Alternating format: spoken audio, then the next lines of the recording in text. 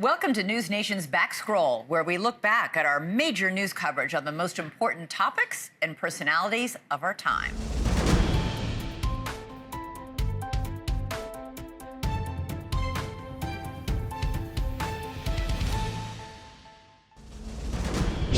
In a seemingly abrupt move, the White House announcing that all 6 members of a commission that advises on architectural developments in Washington, D.C., have been relieved of their duties. The Commission of Fine Arts now set to be completely remade by Trump appointees. At the same time, President Trump is building a White House ballroom and making plans to build a giant Independence Arch across the river that could tower over the Lincoln Memorial. NewsNation's Hannah Brandt is live in the nation's capital. So, Hannah, what more do we know about these firings? Well, Nicole, right now I'm standing right outside of the building where the Commission of Fine Arts works out of. And we're told by a source that all 6 of those members of the commission were fired in what we're told was a 2-sentence termination email. Now, I would note, and there's a fire truck passing by, so if it's a little bit hard to hear me, that's what's going on now. But I want to explain what this commission does. They're an independent federal agency that oversees architecture projects for monuments and government buildings in Washington, D.C. Now, I would say that these members that Trump fired, they were appointed by President Biden for these 4-year terms. But this turnover isn't altogether unprecedented. When President Biden was in office, he too replaced several members of the commission. And a White House official sent us a statement explaining this move, saying, quote, "We are preparing to appoint a new slate of members to the commission that are more aligned with President Trump's America First policies." But this change does come at a time when President Trump is undertaking these majorly controversial construction projects. That includes, as you said, building that massive White House ballroom, which, remember, the Trump administration demolished the east wing of the White House to make room for. Now, the Trump administration did not consult with the Commission of Fine Arts on that project and actually argued it didn't need approval at all to tear down the east wing, though it is expected to submit its ballroom plans to the National Capital Planning Commission. That's a different advisory group, which includes several Trump administration officials. The Commission of Fine Arts, though, was expected to be involved with reviewing plans for an arch that President Trump has said he wants to build. He wants to build that arch at the entrance to D.C., right across from the Lincoln Memorial. The president did unveil some models of that proposed structure at an event earlier this month, though he hasn't given specific details on the cost, on the timeline, or on the approval process for that project. Now, NewsNation has reached out to the Commission of Fine Arts for a comment on everything that's going on. We haven't heard back, but there may be a reason for that. On their website, they say their office is currently closed because of the ongoing government shutdown, Nicole. All right, Hannah Brandt live for us there in D.C. Hannah, thank you. President Trump announcing plans to build the 90,000 square foot ballroom over the summer. He says taxpayers will not be paying for this upgrade. So joining me now, political historian and independent political analyst, Rich Rubino. Rich, great to see you. All right, as a political historian, what is your reaction specifically to the kickoff of this renovation that is also including partial demolition to the East Wing, when it was originally stated that it would not interfere with the existing White House structure? Yes, and I think the president is basically averring that this will not be taxpayers' money. This will be private funding, including, as he says, your truly.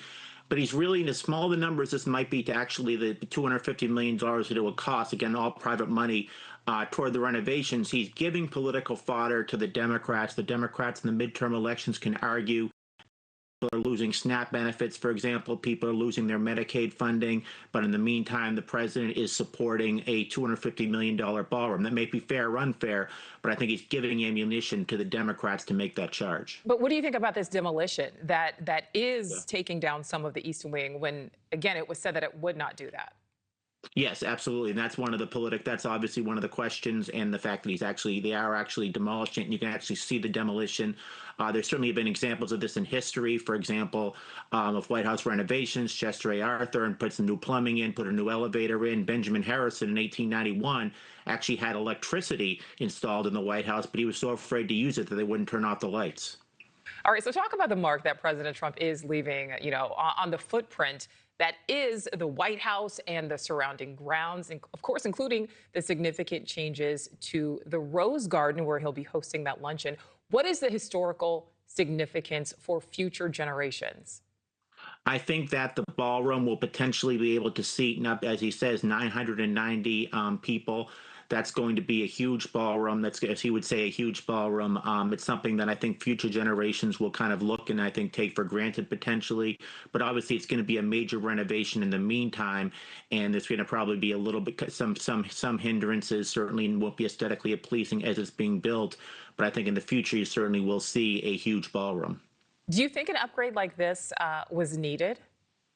I don't know, probably not. I think that there are probably more important issues. Now, that being said, I think that the president will make the case, and you hear this governors make this case sometimes when it comes to renovating the office or potentially something to that effect. I know Deval Patrick in Massachusetts got in trouble for trying to renovate his office.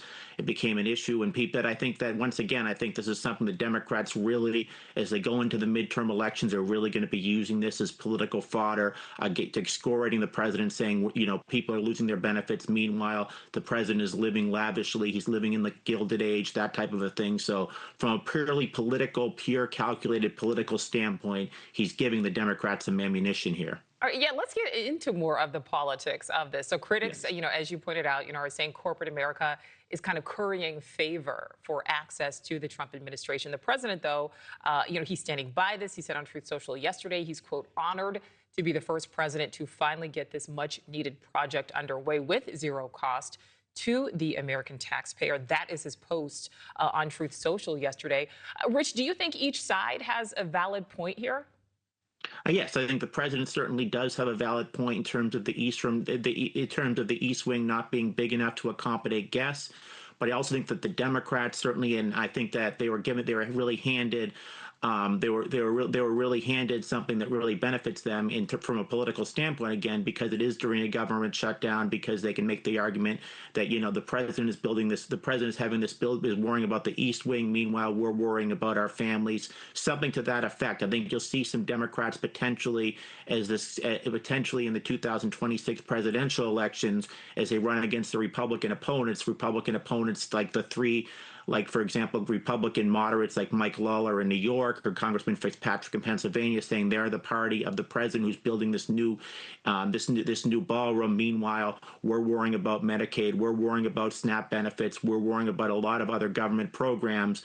And I think he's basically giving he's giving the Democrats a gift here, and to see how they use it and see what kind of political dexterity Hakeem Jeffries and his coefficients have here in terms of the Democrats using this as really a cudgel against Republicans, if you will. Yeah, we'll certainly see if that happens. President Trump's $300 million, 90,000 square foot White House ballroom construction continues this morning.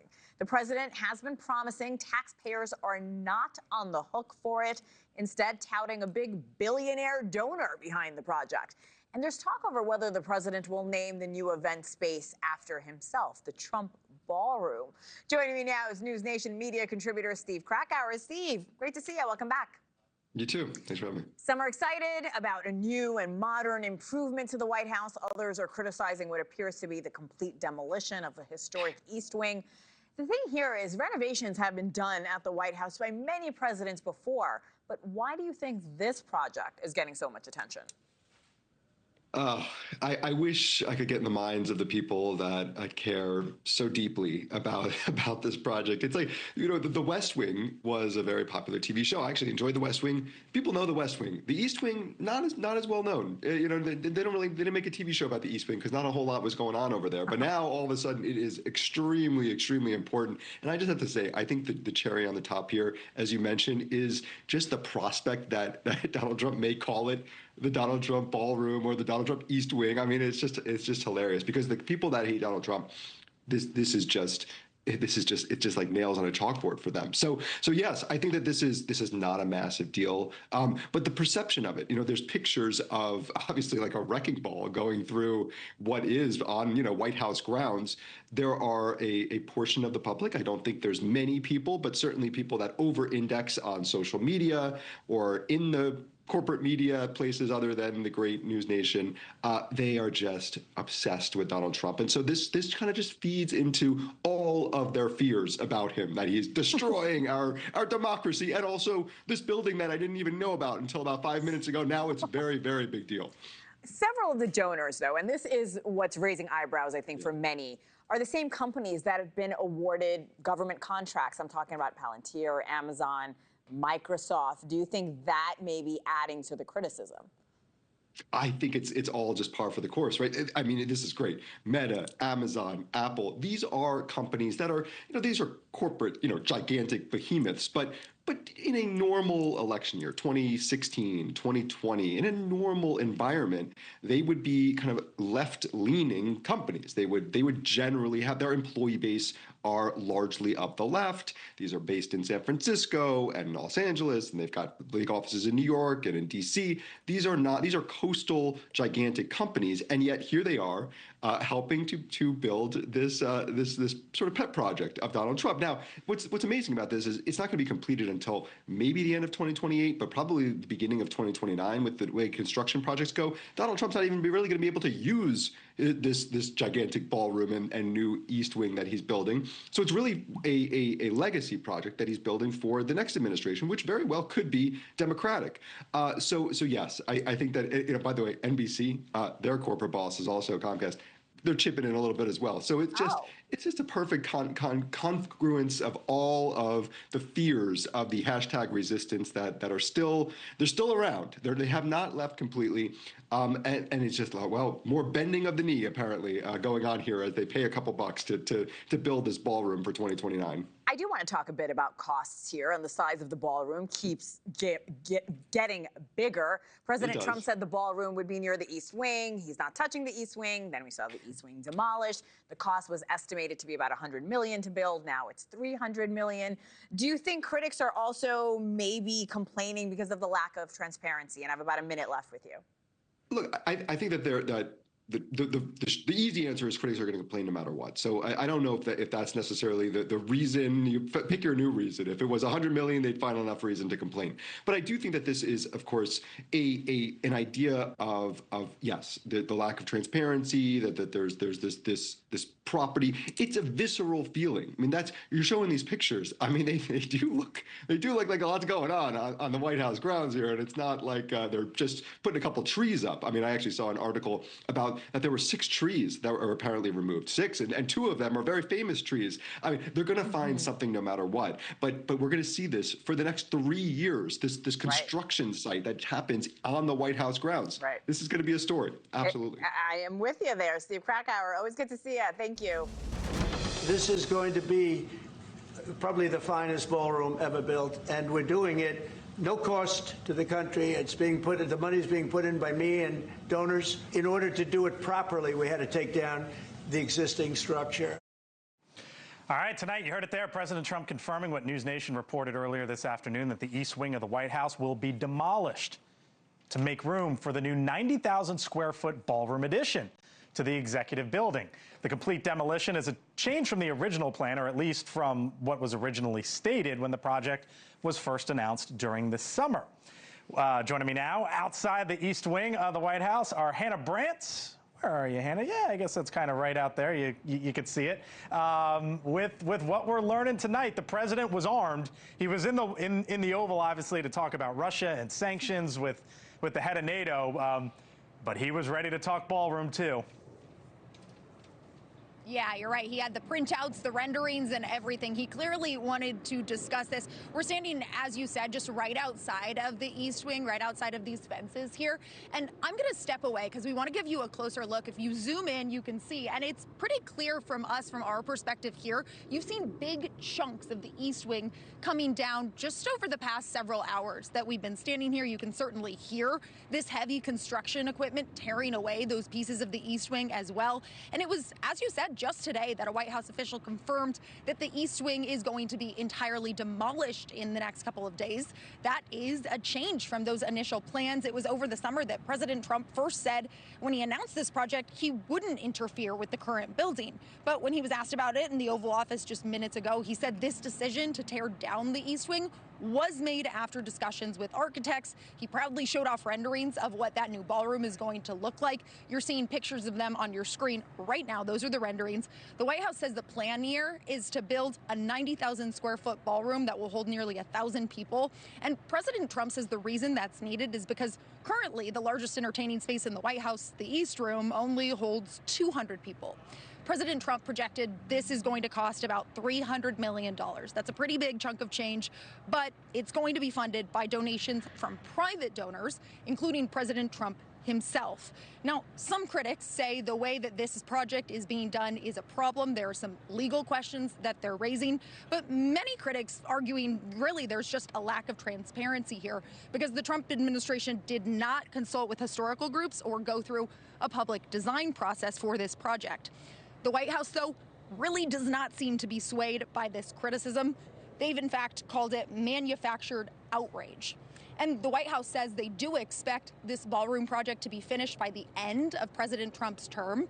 This, I would note, though, is just one of a number of changes that the president has made to the White House since moving back in.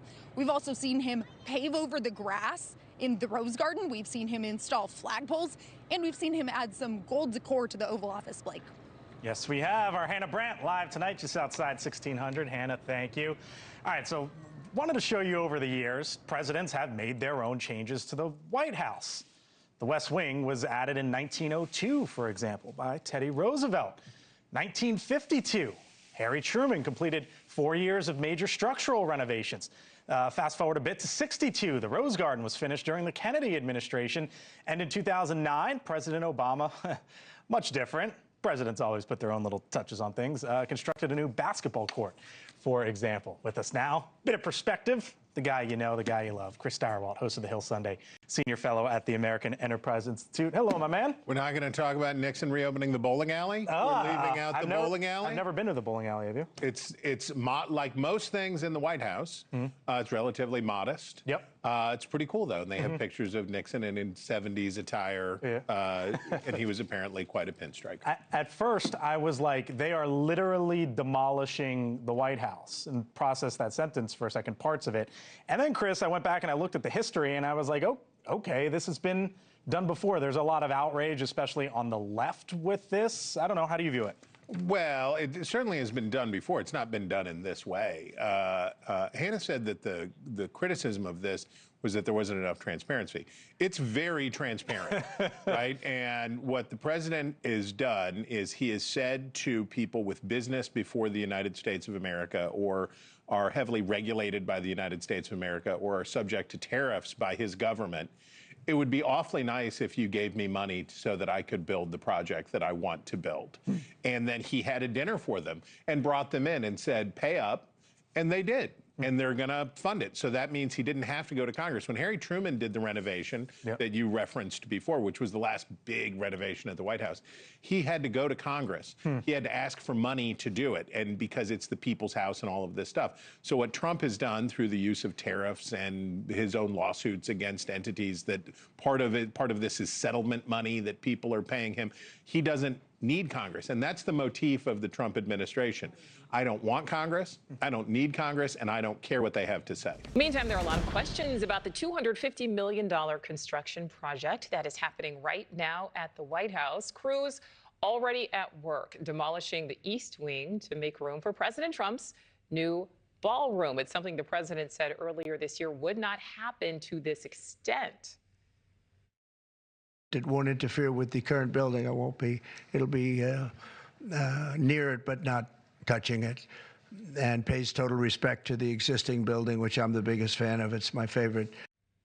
But things have changed. The president says construction costs will not be paid with taxpayer money. But now the organization that supports the preservation of America's historic buildings is demanding this demolition be immediately halted.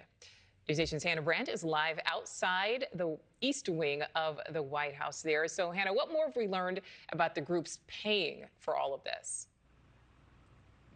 Well, Nicole, this is a privately funded project, according to the White House, and the construction actually happening as we speak. I'm going to move aside so I can show you. We're standing outside of the gates of the East Wing of the White House, and we're zooming in on that construction. You can already see part of that demolition process seems to be underway. Here's what the White House says the plan is. They're going to build a 90,000 square foot ballroom. The president says it's going to hold nearly 1,000 people, and it's projected, as you said, to cost around $250 million. But that's something President Trump says is funded by donations from private donors, including from President Trump himself, something he joked about just yesterday at an event. Listen. You probably hear the beautiful sound of construction to the back. You hear that sound? Oh, that's music to my ears. I love that sound. Other people don't like it. I love it, Josh. I think when I hear that sound, it reminds me of money. In this case, it reminds me of lack of money because I'm paying for it, so it's the opposite. But it's going to be one of the most beautiful ballrooms anywhere in the world. Now, here's some context for you. This is not the first time that a president has renovated the White House. It's undergone several major changes. Like, for example, in 1902, that marks a modernization process under Teddy Roosevelt. And in 1952, Harry Truman gutted and rebuilt parts of the interior of the building. But this ballroom project is seen as different. It's drawing concern and criticism from a number of historical groups who point out this time, which is different from in times past, the White House did not seek approval from outside groups or go through a public design or consulting process. And I spoke with Edward Lengow, the former chief historian for the White House Historical Association. He tells me he doesn't think this design is in line with the ideals and the visions that the founding fathers had for the People's House. I think they would have been appalled by this. Jefferson, in particular, would have lost his mind over this. Washington, I think, also would have been deeply disappointed because I think it is the wrong idea. The White House not swayed by the critics. It seems they're pushing back in a statement saying, quote, in the latest instance of manufactured outrage, unhinged leftists and their fake news allies are clutching their pearls over President Donald J. Trump's visionary addition of a grand, privately funded ballroom to the White House, also calling it a bold and necessary addition. And I would note this is just the latest in a number of renovations that President Trump has made to the White House since moving back into it this time around. He's also paved over the grass in the Rose Garden. He's installed 2 flagpoles in the lawns of the White House, and he's added some gold accenting to the Oval Office as well, Nicole. All right, so Hannah, we talked about it at the top. Some groups raising legal concerns about this ballroom construction and this demolition. Yeah, that's right. Those legal questions, certainly a part of the criticism that this project is getting. Of course, this project at a larger scale than the other renovations I've mentioned, so it's getting that larger pushback. I want to read you a statement that was sent to us by the National Trust for Historic Preservation. They said, in part, we respectfully urge the administration and the National Park Service to pause demolition until plans for the proposed ballroom go through the legally required public review process. These processes provide an essential opportunity for transparency and public engagement. Now, in that note, they also mentioned concerns that they think that this new size of the ballroom, which will be very large, or at least is slated to be, will really dwarf the White House, will overwhelm the current White House as it stands.